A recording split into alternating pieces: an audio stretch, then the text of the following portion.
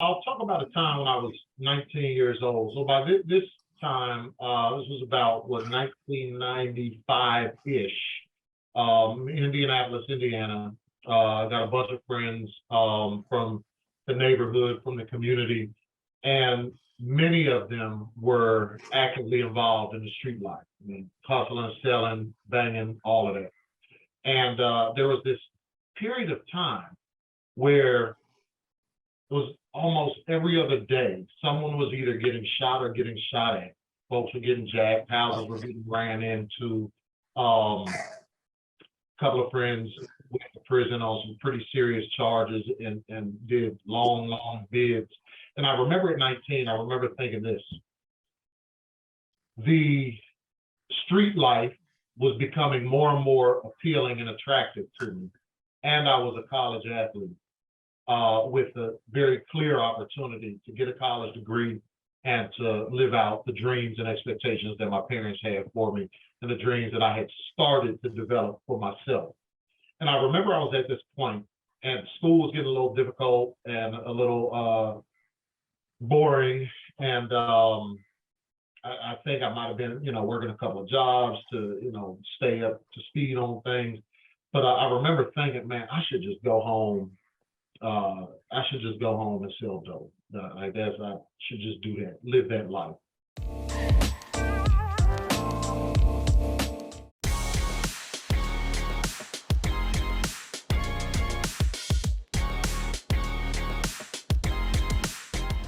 Hey everybody, I'm back with another episode of So It's Success Stories. And today I am talking to my friend, Tim Ware. Tim is the executive director of Grizzlies Prep. And it's so cool because I actually remember when Grizzlies Prep started, because that was at the time when I was working for the Memphis Grizzlies. And I remember the first time Tim and I met, which I can't remember when it was, but I remember it was probably, so you're one of my newer friends, although when we became friends, it was almost immediate. We went to lunch and we talked, I think 3 or 4 hours. The whole place was empty. It was like, okay, we got to continue this because I immediately fell in love with Tim and his heart and his passion and his intellect, and how he has used that to help young people. And he has an incredible story, so I can't wait to get into it. Tim, tell us a little bit about yourself. Yeah, so my name is Tim Ware. I'm the executive director of Memphis Grizzlies Prep, which is an all-boys school in downtown Memphis. We serve young men in grades 6 through 8. About 350 young men come through our building every day. So it's an incredible organization. I actually came to Memphis in 2006. If I remember right, Summer, I think we met, it might have been, I'm going to call it 2014, 15-ish, something in that time frame. I was working in Frazier, and we were talking about all of the work that needed to be done in order to support the families and communities in that area of the city. And like you said, we just started talking, and the conversation just kept going. But I've been here since 2006 working in public education. I got my start at Frazier High School, so I was a social studies teacher there, and then have worked in a number of other places, all in the kind of world of public education or something adjacent to it. And full circle moment for me, I founded and led a public charter school in 2009-10. We launched Veritas College Prep. And then I got into some other things with full circle moment. Now I'm back at the helm of a public charter school, another middle school, and I'm loving every minute of it. So there's a little bit about me. I'm so excited to be here having this conversation with you, Summer. Now, where did you come to Memphis from? Yeah, so I moved from Indianapolis. Interesting kind of tidbit about me. I was born in Scranton, Pennsylvania, which no one ever heard of until the TV show The Office became so popular. And then everybody knew where Scranton was and Dunder Mifflin and all of that in that storyline. But I was born there, moved to Washington, D.C. when I was 2, and basically grew up in the D.C. area. Moved to Indianapolis my junior year of high school, and I was there until I moved to Memphis at the age of 30, came down to teach students at Frazier. So that's how I got here. Well, I think it's awesome. And like I said, well, like we both said, we instantly connected. And when I saw that you were becoming the director of Memphis Prep or Grizzlies Prep, Memphis Grizzlies Prep, but all as an all boys school, I think you're a great leader no matter who you're leading. But because of your story and what you shared with me, I was super excited for the young men at your school for you to be their leader. So let's get into your story. So in this program, I have what I call the So What Success System. It's my belief that if anyone can learn how to overcome obstacles, eliminate excuses, and calculate choices, they can have so what success. And that is success in spite of anything that you go through. And Tim, you've had a journey and you are definitely a so what success man. So talk about some of the obstacles that you've had to overcome to get to where you are today. Yeah, I'll start with personal obstacles, my own personal development journey. So I think as a young man, for whatever reason, I really struggled with anger. And I ended up in that space, let's start around third grade-ish and moving through elementary and middle school, even into high school. I got in a lot of fights. And I lived with both of my parents. They were together my whole life. My mom recently passed. But I had both parents in the household giving me good guidance. Matter of fact, my father was a pastor and my mother was a teacher. So the idea that I was just angry and going to school fighting, don't know what that's all about, but it was not reflective of the values that I was raised with. But I do know that created my inability to really manage my anger created certain challenges for me. So that's whether it was opportunities participating in different extracurricular programs or, getting beat, because yes, my parents did not spare the rod. So getting beat at home or damaging relationships with teachers or mentors or even friends. Like those were some things that I had to overcome. And those things played out in very real ways. So getting into on-court altercations that resulted in, my ability, or me having to sit out games, which impacted my ability for future success. Ultimately, I was a scholarship to go play ball at college, but there were opportunities that I missed out on because of that.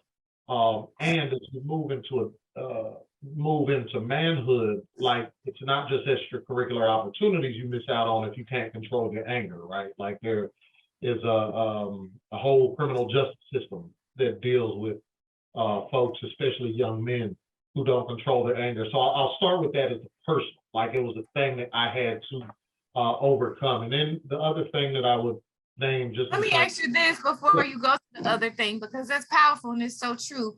And it's something that I witnessed. I have witnessed and I've witnessed a lot is young men, especially young men of color, as what I see, not knowing how to deal with anger. Can you talk a little bit about how you overcame that obstacle or how you're overcoming it if there's something that you still are challenged with? Can you talk about that a little bit? Yeah, absolutely. And so, one of the things that people that know me, they always hear me talk about the village and the power of the village, the value of the village, because I was a product of the village. So when it comes to dealing with anger and learning how to think about things differently, view things differently, when I felt those emotions rise, deal with them differently, process them differently, that's a result of the village. And the village I'll start with is my parents. I remember one time my dad, like I said, he was a minister and he shared something with me. I believe it was from Proverbs, but he said, a man who doesn't know how to control his temper is like a city without a wall.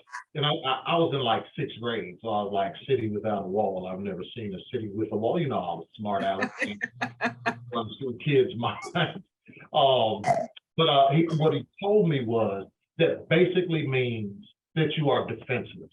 Anybody that wants to push your buttons, anybody that wants to control your reaction or make you behave in a way that makes you miss out on an opportunity, all they have to do is do the thing to make you angry.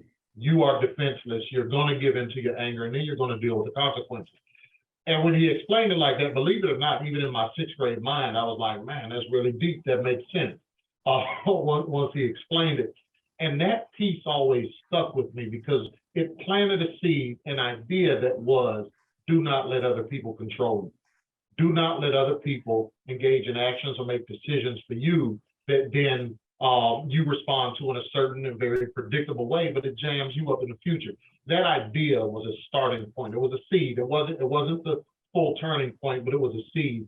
In addition to that, I had great coaches, folks in the community, folks in my church, folks as school teachers and others at school that saw something in me and continued to encourage me to both think and behave differently. And I keep naming that, think differently, because often as it relates to anger, there is something that triggers this response in our heart or in our soul, like you feel the fire in the belly, you know what I mean? Like you feel it. It's something that triggers it. But if we start to change the way we think about things, it also changes the way that we physically respond to it and emotionally process it. So, for example, when you have, let's say some kids are checking, right? And, we grew up, or there's 6 of us, me and my older sister, we grew up a little bit more in the poorer chapter of our lives. And so let's say, folks checking us, we out in Washington, D.C., folks checking us for our shoes, right? At the end of the day, once I realize these shoes don't make me, and shoes are still a big thing in our community. They were a huge thing in the 80s back in DC, especially. But the shoes don't make me. I'm still going to be me, whoever I am, however I show up. I'm going to be me regardless of what I have on my feet. And when I go home at night, when I lay down, go to sleep at night, I am me by myself. The shoes don't matter. And even thinking about it that way, then somebody like, oh, you got on them buddies, whatever, trying to remember how they used to, exactly. So what? Like, it doesn't matter. Because in my mind, as I started to become an athlete, it was like, so what? I could still hoop on you. I could still, engage in all these other things that I enjoy, riding bikes in the neighborhood with my partners, hanging out. Me and my big sister were like best friends, hanging out with my big sister. Like, your comments don't matter. And once I realized that it didn't matter, once I hit them with the so what in my mind, then the power was gone. And that's when I started to realize, and I'm still talking 6th, 7th, and 8th grade now. I started to realize if I decided I did not care about the thing that you were trying to kind of push and probe at, then I also felt a different way. So I thought differently. And then all of a sudden it's like, okay, yeah, good one. And I got good at checking as well. In DC, they called it joning. I got good at joning too. And so we could go back and forth. But it's that mindset shift. Now let's fast forward a little bit with things that are a little heavier, a little weightier as we get older, right?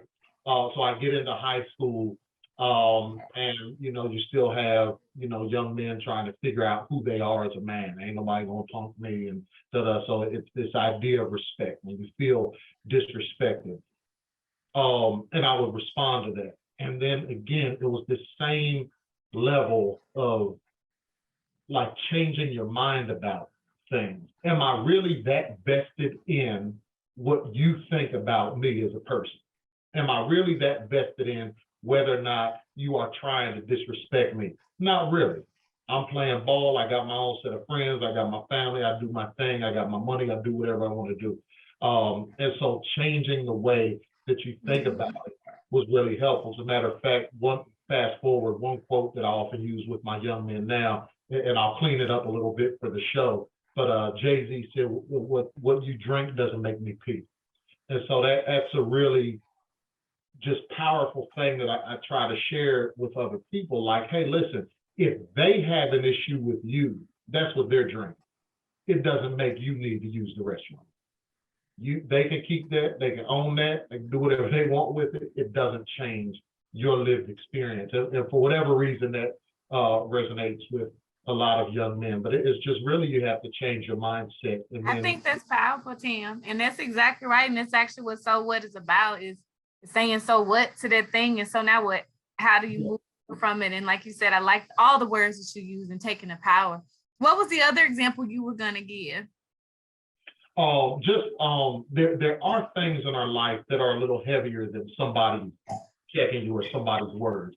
There are things that speak to our insecurities There are things that speak to burdens that we carry that we wish every moment of our life, we wish we didn't have to carry it. And so there are going to be things that trigger you beyond somebody checking you because of your shoes or because you can't play ball or, whatever it is. There are things that are heavier. And for those things, I would encourage anybody to really take the time to process and understand and parse out what are the things about this experience that are incredibly difficult for me to carry and why. When you start to understand the whys, I think we get a lot more, we increase our ability, I would say, to demonstrate resilience. We increase our ability to navigate these things because I'll use the academic example because I'm an educator, right? If somebody comes to me and says, hey, Mr. Ware, my son, he's not good at reading. And I wasn't good at reading either. Just in our family, we're not good at reading. Well, if I think about reading and we break it down into its components, you have phonemic awareness, decoding, fluency, vocabulary, and comprehension. All of those are very different things. And you could be good at 2 or 3 of them and not good at the others. But if we simply define this as my kid isn't good at reading, then we miss the opportunity to say, okay, no, actually, phonemic awareness is on point. Decoding is on point. Fluency is on point. Where you are really stumbling is you don't know what the words mean. So this is a vocabulary thing.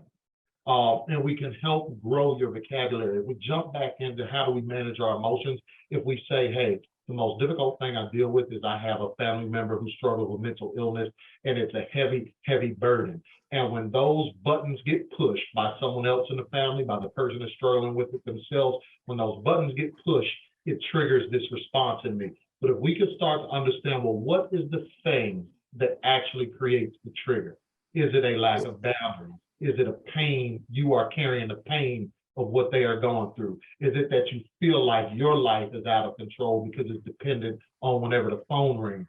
If you can identify the thing that creates the trigger, then you can start to work on that alone. So you may say something like, I feel like, that I'm not in control of my own life. And find the ways where you can put the thing that you feel like I'm in control of this. I read a book every day for 20 minutes and it's my me time. I go to yoga class, I exercise, I grab a cigar, whatever it is, you can put the things in that help you feel like you have a little bit more control over your life. And then the emotional response that you have to the trigger becomes different over time. And now I say all that as a non-licensed therapist, like you want real help, talk to a therapist. But no, I think that's good. That's all really, really good, very practical advice in dealing with obstacles and overcoming obstacles. And you said something that leads me to the second part of the SO success system, which is eliminating excuses. When you said, you may have a parent who says, my child's not good at reading because I wasn't good at reading. And so a lot of, I think parents and a lot of individuals, whether you're a parent or it's the child yourself, can easily say, this is an excuse, make an excuse for why there is a problem or why you have not overcome an obstacle.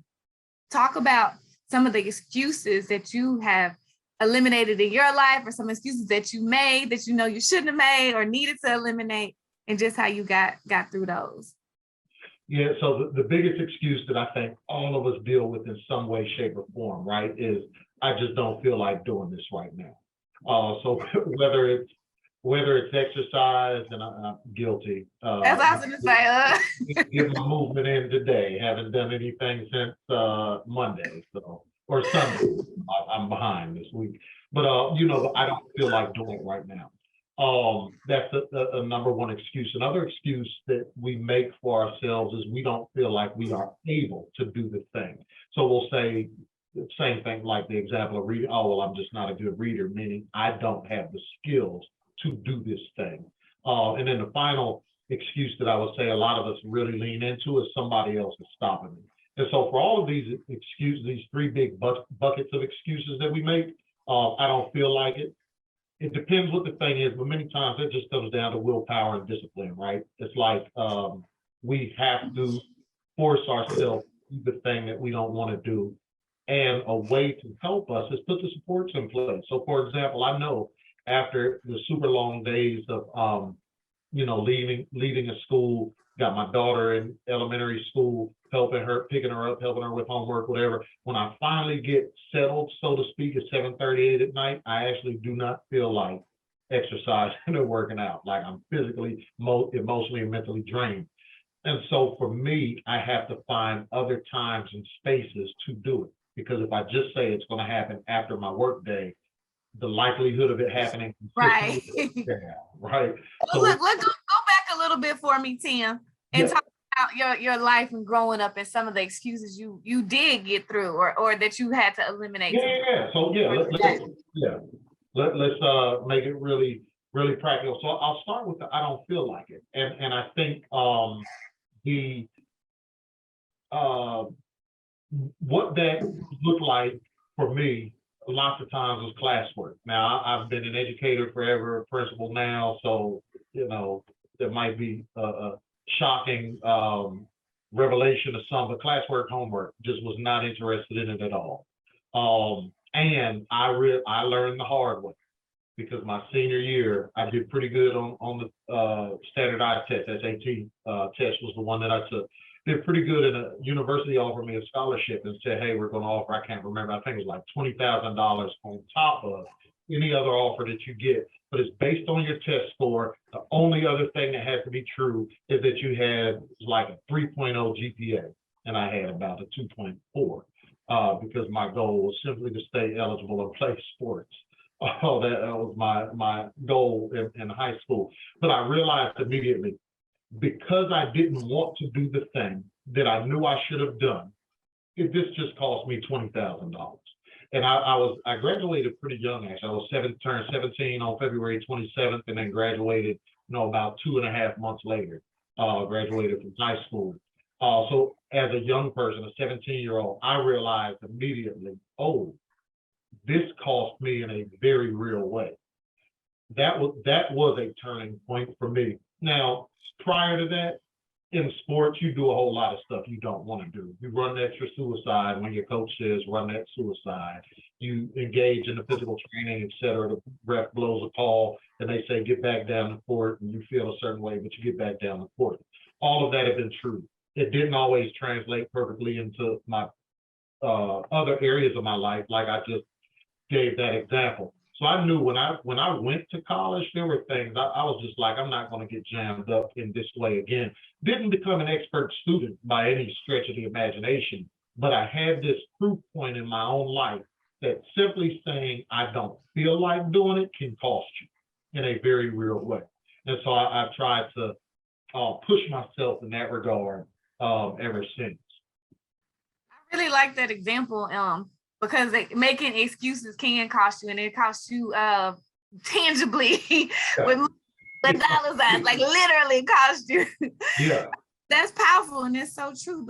But so you made some different choices, and that's the third part of So What Success system is calculating choices. So you talked about how you overcame obstacle and and what you learned about making an excuse and how it cost you and how it caused you to make some different choices. Talk about some of the other calculated choices that you made throughout your life. Yes, I'll talk about a time when I was 19 years old. So by this time, this was about 1995-ish, Indianapolis, Indiana. Got a bunch of friends from the neighborhood, from the community, and many of them were actively involved in the street life. I mean, hustling, selling, banging, all of that. And there was this period of time where it was almost every other day, someone was either getting shot or getting shot at. Folks were getting jacked, houses were getting ran into. A couple of friends went to prison on some pretty serious charges and did long bids. And I remember at 19, I remember thinking this: the street life was becoming more and more appealing and attractive to me.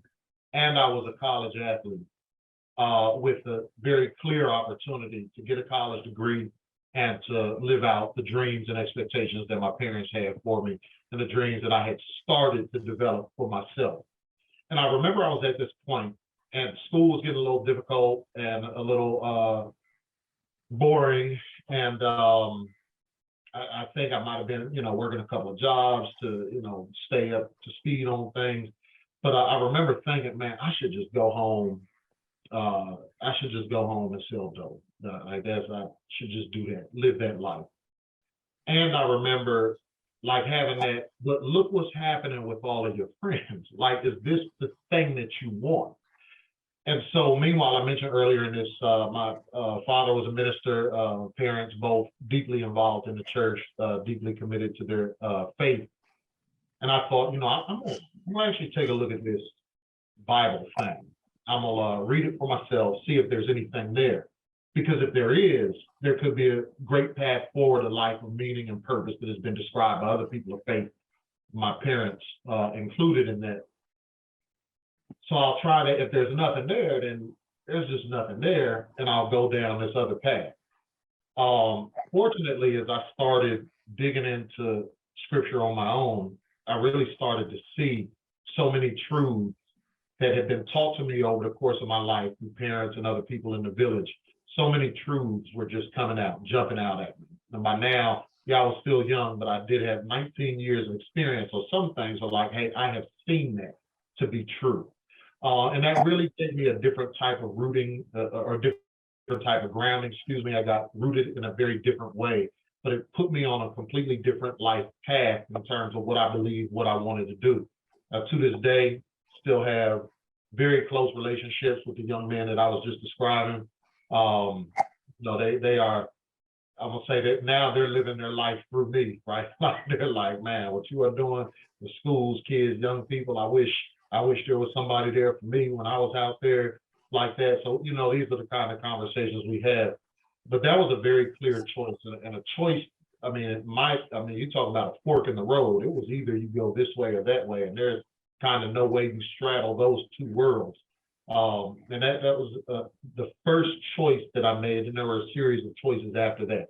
Who I was going to be hanging around with, when I was going to be there. Plenty of times would just be like, hey, fellas, starting to get a little hot out here, I'm gonna head on out. And they'd be like, all right, Big Tim, this ain't your life, I'll move on. And so that was a choice that was incredibly pivotal, because at that age, 19 years old, and the two choices that I described, there's no doubt in my mind that I would not be sitting here, that I would not have had the lived experience to pour into the lives of others, and others pour into my life in these ways. Had I made that other choice, we'd be talking about a whole different set of outcomes. And you know what? I'm so glad you shared that, because there's so many young people that have the same choice, right? Regardless of their background, a 2-parent household, 1-parent household, no parents in the household, end up in that position where they have that choice or a very similar choice. And unfortunately, so many make the negative choice and go down that path. And have the stories that you said that the friends have, and if they live to even witness you being successful, right? So I appreciate you sharing that, and I'm excited about the people who will see this, young people who will see this, who will understand they can either be you or they can be the friends who are looking and saying, "Dang, I wish I would have made that different choice." And that's just real, and that's real, and that's why I'm so excited that you do the work that you do, and I'm glad you made the choice that you made, because of the countless lives that I already know that you've touched. And so, Tim, you are so a success man. You've demonstrated you know how to overcome obstacles. You've had to eliminate excuses, and you've made some good choices.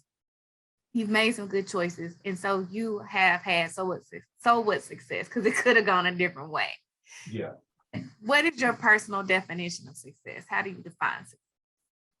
Yeah, my personal definition of success might sound a little bit cliche, but it's leaving the world better than you found it, and helping other people develop tools and skills they need to live a life of purpose and destiny. Not cliche at all. Or somebody I recently heard say, it might sound cliche, but cliches work anyway. True. I absolutely agree with it. I agree with it. Okay, I have one more question for you. Mm-hmm.